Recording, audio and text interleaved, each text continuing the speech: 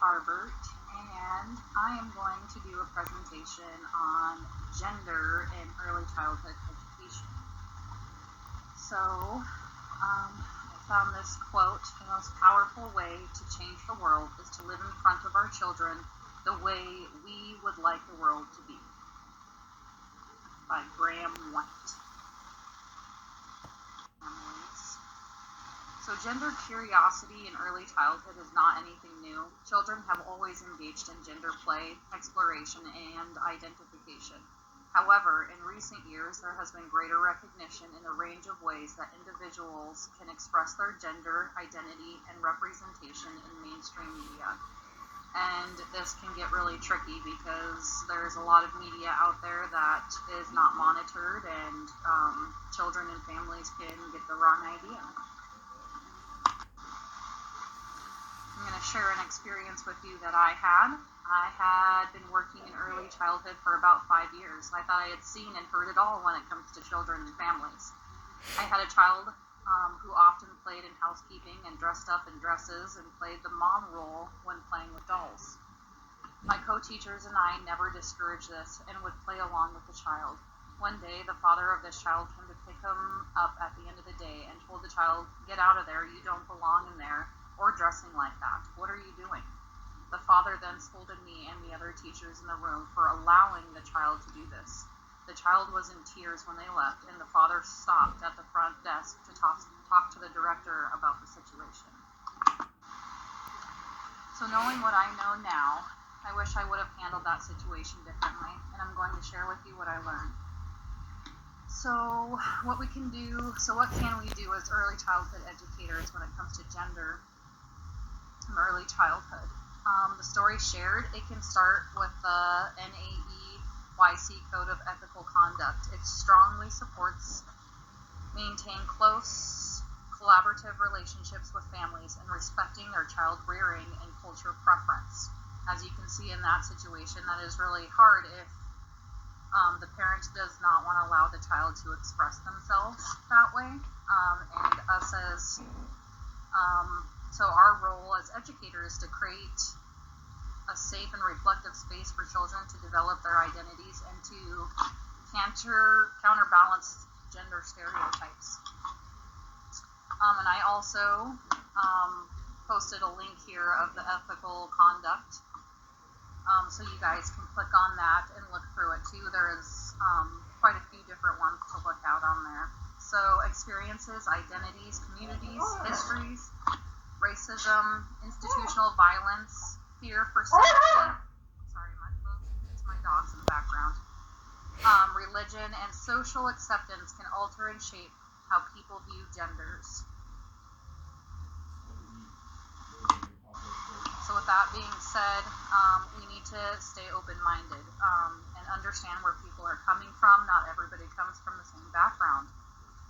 So here is some family support if family needs help. So we need to have resources. Find some in your community. You can look online if you need to print stuff off, so we can be knowledgeable when we need to have a conversation with children's families, and that can be really tough. So there are some questions to ask. I got these questions off the website on here on the slide, and you can go there. There's a lot more questions to ask. So some of them are, what are some ways to address your concerns? What support do you need? What support may your child need?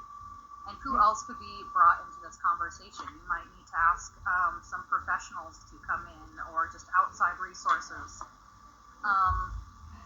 The purpose of the questions are to ease family concerns and then help them access the help they need to be the best support for their child. So let the family ask questions too. On that same website, there are some examples of questions that families might ask, and there's support for you to answer those questions. Like one of the questions were, what did I do wrong as a parent raising my child? And they will give you ideas on how to answer that, because obviously they did nothing wrong.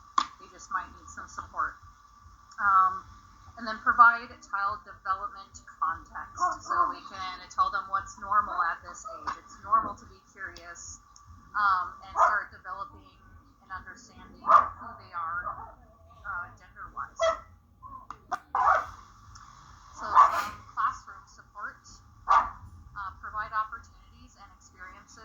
pretend play. Pretend play is key to a variety of developments.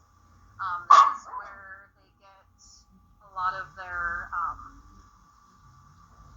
start to understand who they are. So support them to be themselves, just showing them support. So you're not putting them down. You're not,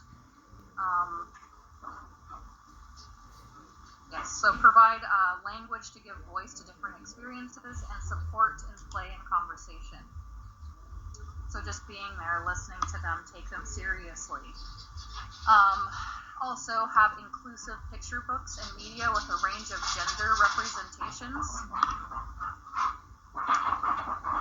Discussions of family structures, so you can talk to the children about different ways, how their home life is, and then show support that way.